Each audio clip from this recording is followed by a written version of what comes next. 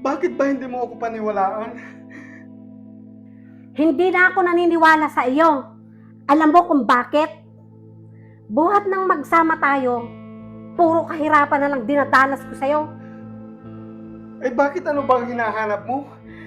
Nakakain naman tayo 3 beses sa isang araw. Oo nga, nakain nga tayo ng 3 beses sa isang araw.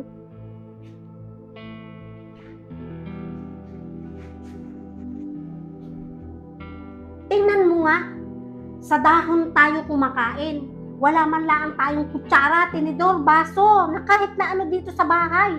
Sawang-sawa na ako.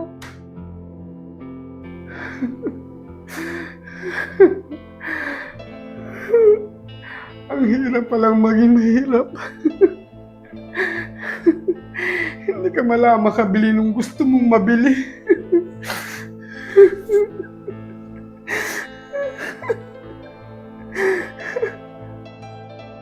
Pa, ang tumatawag sa cellphone mo.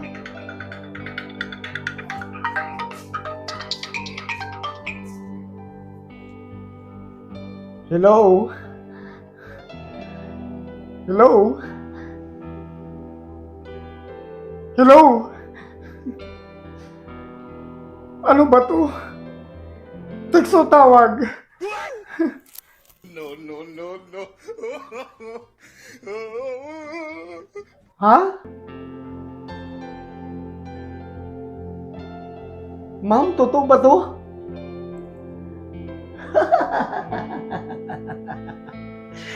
Talaga, ma'am? Opo, ma'am, opo, ma'am.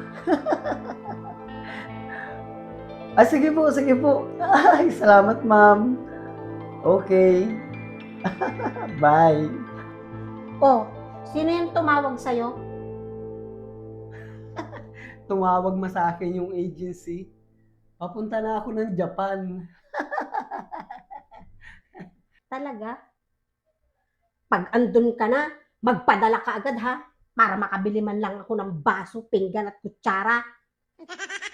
Oo. Kailan ba ang alis mo? Eh, sabi ng agency, ora mismo. Napaluwas na ako eh. Ano bang trabaho mo dun? Agogo dancer. No, no, Ha? no, no. Pambabaeng trabaho yun ah. Oo, agogo dancer nga yun. Gagawin ko yun dahil sa mahal kita. Ma, pag nandun ako, pag ako nagpadala ha, unahin mo kaagad yung pinggan. At ang mabalta na yung ano, yung inareklamo mong dahon na pinapagkainan natin na ito, nakasawa na rin ay.